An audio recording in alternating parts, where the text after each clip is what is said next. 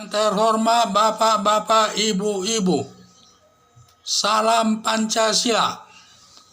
Saya mengharapkan kepada Bapak-bapak, Ibu-ibu yang menonton video saya ini supaya jangan lupa subscribe atau like, juga memberi komen, kalau bisa memberikan komentar ini tanpa biaya. Dan sekarang saya akan mengomentari masalah putusan Mahkamah Agung membatalkan kenaikan iuran BPJS.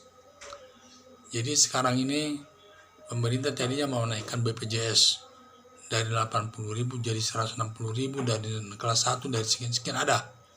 Jadi kelihatannya masyarakat sangat memberatkan masyarakat lah, biaya-biaya sangat tinggi sekali, sehingga masyarakat tidak mampu. Akhirnya sampailah ke Mahkamah Agung, dan akhirnya putusan Mahkamah Agung membatalkan kenaikan iuran BPJS tersebut.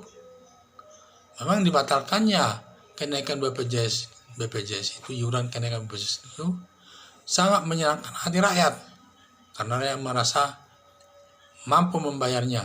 Kalau dinaikkan merasa tidak mampu.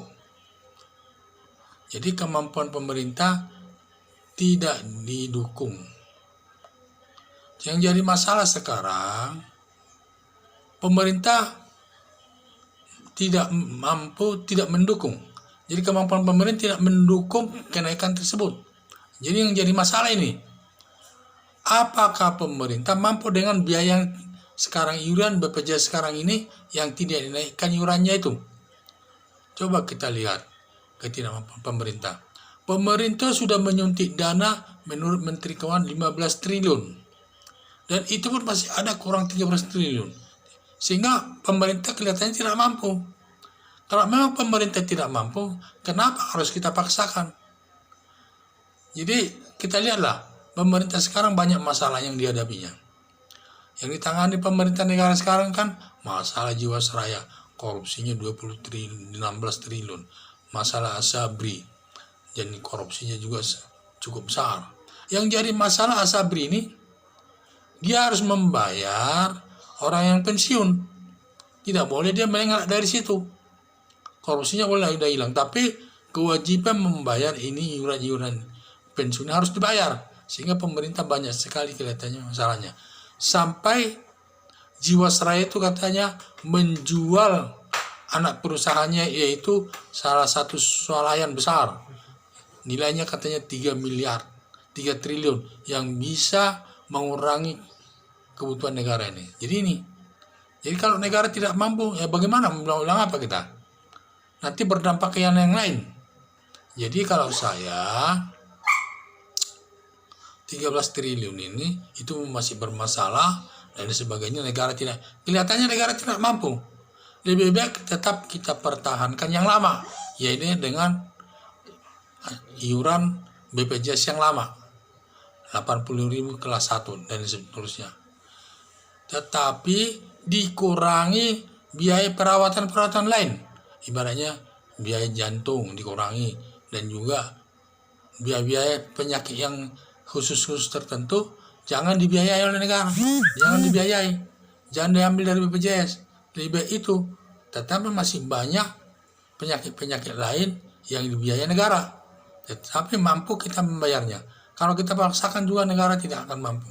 Seperti kata Menteri Kesehatan ini.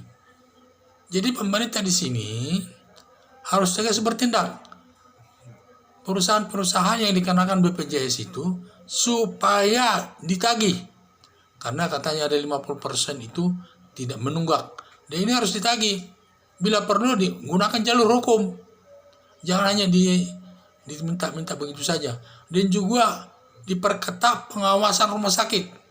Jangan seenaknya bertindak mencari keuntungan daripada orang sakit ini. Contohnya, kata Menteri Kesehatan, kalau orang melahirkan jangan dipaksakan dioperasi sesar.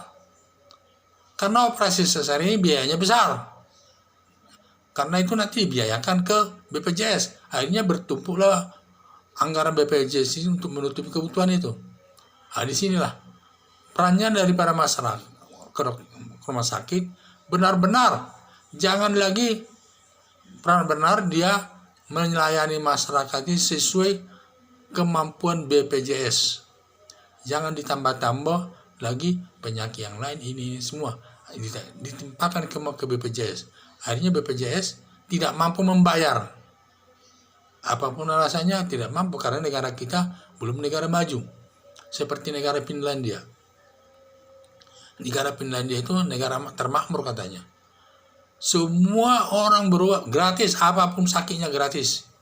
Semua anak sekolah dari SD sampai mahasiswa S2 gratis. Ya kita belum bisa mengikuti itu. Ya kondisi negara kita adalah seperti ini. Kita sesuaikan dengan negara kita. Kita pun sudah bagus. Kalau dibandingkan dulu, sekian tahun yang lalu, kita tidak ada BPJS. Semua berobat tanggung sendiri. Semua penyakit tanggung sendiri, kecuali pegawai negeri yang ada asuransinya. Kalau bukan pegawai negeri, semua masyarakat berobat seperti biasa, bayar. Setiap berobat bayar, setiap berobat bayar. Tidak ada ditanggung BPJS. Jadi sekarang ini sudah bagus. Tapi jangan sampai hilang ini. Gara-gara uang iuran sudah disuruh tambah. Ya, saya juga mendukung putusan Mahkamah Agung ini demi kepentingan rakyat. Jadi dibatalkan itu kenaikan iuran itu. Tapi kita tetap saja mempertahankan dengan iuran lama. Dan tetap saja kita pertahankan BPJS ini. Apa alasannya? BPJS ini masih bagus dibandingkan masa lalu. Masih jauh lebih bagus. Jadi kita mari pertahankan BPJS ini. Tetapi dengan iuran yang seperti yang ada, yang mampu nanti pemerintah menanggulanginya juga dan mensuntik dananya. Sekian dan terima kasih.